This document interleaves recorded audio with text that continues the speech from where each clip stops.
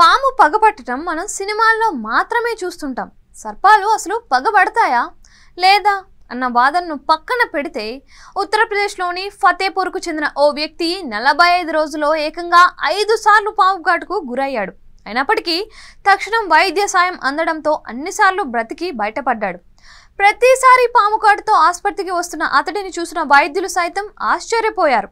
గ్రామానికి చెందిన వికాస్ దూబే జూన్ 2న రాత్రి ఇంట్లో పాము కాటుకు గురయ్యాడు. కుటుంబ సభ్యులు వెంటనే అతడిని సమీపంలోని ప్రైవేట్ ఆసుపత్రికి తరలించి చికిత్స అందించడంతో ప్రాణాపాయం తప్పింది.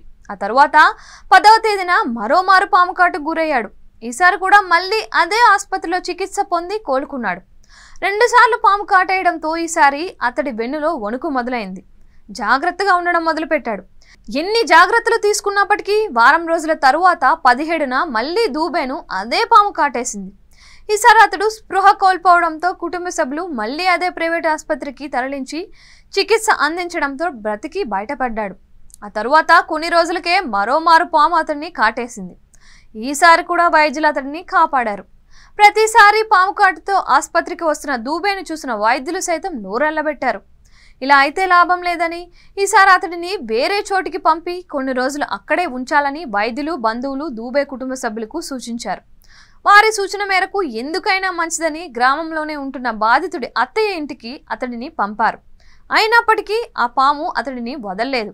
అక్కడ కూడా 5వసారి అతడిని కాటేసింది. మళ్ళీ ఆసుపత్రికి వచ్చిన దూబేకు సకాలంలో వైద్యం అందించడంతో ప్రాణాలు నిలిచాయి.